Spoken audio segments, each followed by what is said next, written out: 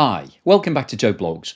In today's episode, I want to talk to you about what's happening in the Russian economy and specifically to talk about what's going on with oil supplies and particularly gasoline and diesel. Now, as you'll be aware, Russia is one of the biggest oil producers in the world. In fact, its whole economy is built on oil. If we have a look at this table, it shows the top 10 oil producing countries globally in 2024. You can see the USA was right at the top, producing over 21 million barrels per day. But unfortunately for the USA, it does use the vast majority of that oil itself. It's a huge consumer as well as a big producer. Saudi Arabia is the second largest producer with over 11 million barrels per day. And Russia comes in at number 3. And you can see these three countries are by far the biggest producers globally. The next biggest after Russia is Canada, followed by China, Iraq, Brazil, UAE, Iran, and Kuwait. And if we have a look at the numbers for exports, you can see that Saudi Arabia is the world's biggest exporter, followed by Russia, who's exporting almost 5 million barrels per day. That is a huge volume of oil. Now, I'm sure if you follow the channel, you'll be fully aware that over the past few years, those exports have changed dramatically. Previously, Russia was selling lots to Europe because it's located in Europe, it's on the same continent. And so it was easy to sell all of that oil to its neighbours through pipelines. Those sales predominantly have stopped. There are still some going through, but not that many. Donald Trump's trying to get all of the NATO countries to stop buying Russian oil, including Turkey, who he's just met with. He's trying to persuade President Erdogan to stop all those purchases because Turkey's the third biggest purchaser after India and China. But you can see Russia is a major player in the world of exporting oil. So that's basically what it does for a living. Now, if you've been following the channel, you'll know that Ukraine have been targeting Russian oil facilities with their drones, not just airborne drones, but also seaborne. So recently it had a lot of success. It hit 2 refineries in Russia, and those refineries have had to close their facilities for a short time. And this represents potentially up to 2 million barrels per day. So the Russian oil industry is now suffering. And there are lots of reports coming out of Russia that this is having a huge impact on the economy. So much so that Russia has now banned the export of gasoline and certain diesel products. So basically, it doesn't have enough to be able to sell to other countries. And in fact, it doesn't have enough to be able to sell to all of the Russians. And there are now shortages across Russia. And lots of different regions are having queues at the pumps. People just can't get enough gasoline. And when you think about Russia being one of the world's biggest producers and previously one of the biggest exporters, this is an absolute disaster because not only is it embarrassing, it's also hugely detrimental to the economy because if you can't sell that gasoline and diesel to any of your residents, then they can't actually do anything in their vehicles. So you think about all of the different industries that are going to be severely hampered by the fact that they can't find any fuel. This is an absolute nightmare from Russia's point of view. Now, if we have a look at the gasoline ban, it was actually first introduced on the 28th of July. Now, this was a low-key event. It wasn't something that Russia wanted to publish to the world, but it was having to stop exports of gasoline because that's its bread and butter. That's what Russia does. When you think about Russia, you think about the export of oil and oil refined products. But they were temporarily banned on the 28th of July as a result of the drone attacks. On August the 27th, that ban was extended through to October 25.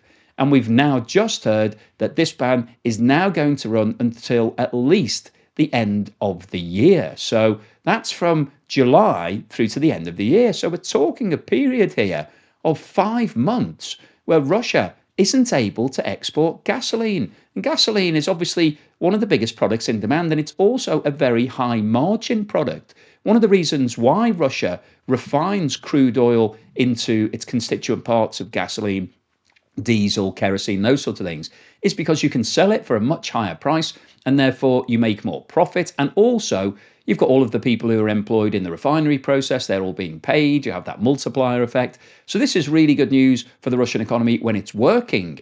But when it's not working, when you have to ban the sale of gasoline to other countries, that means that you haven't got enough crude oil going through those refineries, or the refineries are just closed because they're damaged as a result of the drone impacts from Ukraine. So this is an absolute nightmare. And the ban applies to all producers and traders.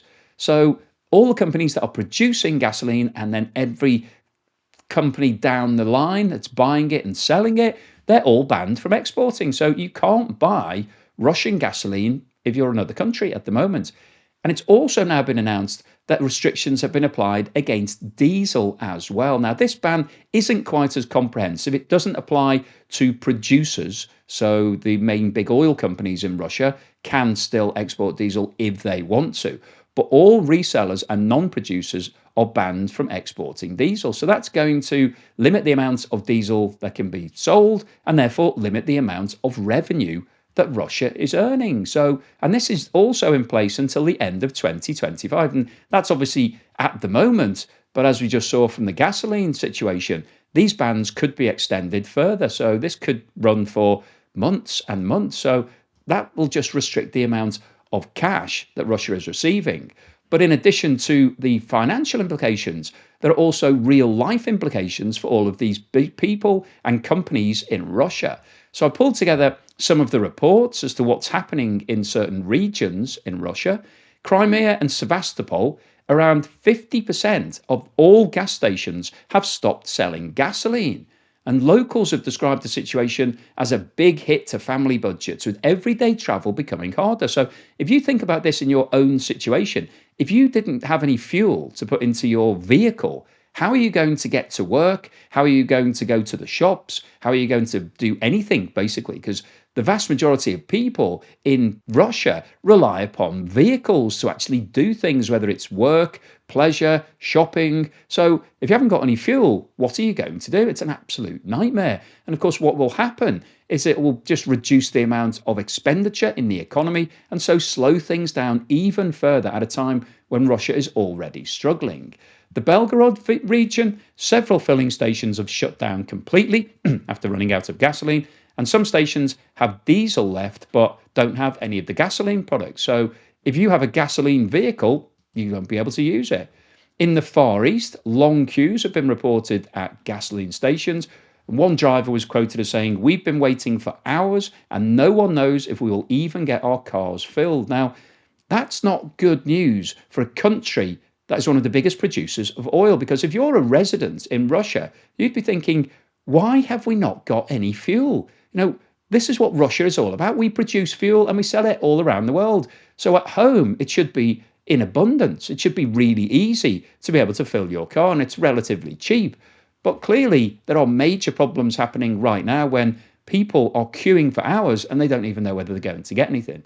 And in the central and southern regions, independent fuel stations say their tanks are often empty of the gasoline products. Big oil company stations are coping better, but independent retailers, which represent 40% of the market, are struggling. They just can't get hold of their supplies.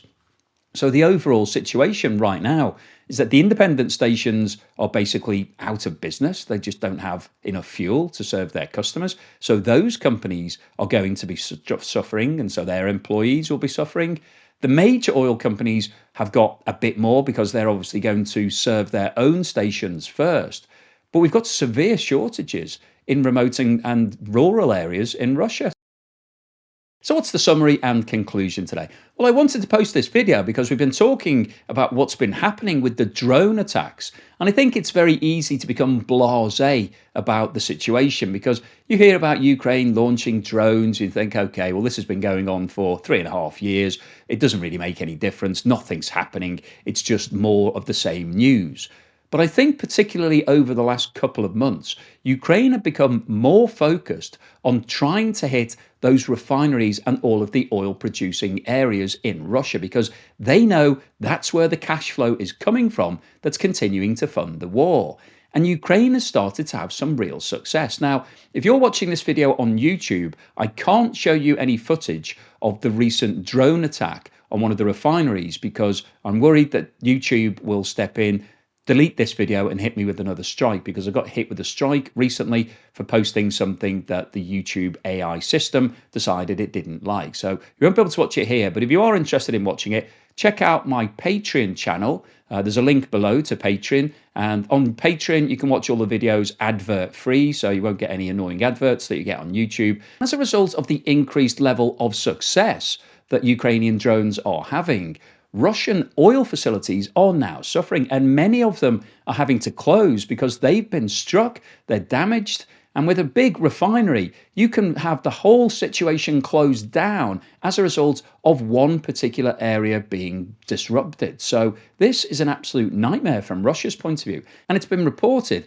that up to 20% of Russia's refining capabilities at the moment are out of commission. So that means that Russia isn't able to produce as much gasoline and diesel as it wanted to. And as a result of that, it's now banned the export of all gasoline products and restricted the exports on diesel products. And not only that, it's now suffering in terms of its home market. So not only does it not have enough to export, it doesn't have enough to serve all of the gasoline stations within Russia. So Russian citizens are now struggling to be able to fill their vehicles. There's lots of reports of long queues, people being unable to actually get any fuel, which means that they can't use their vehicles to go to work, to take their kids to school, to go to the shops. So this is an absolute disaster, not just from an export and a revenue point of view, but also from a morale situation for Russian individuals, because the last thing that you would have expected if you live in Russia is to not be able to get any fuel, because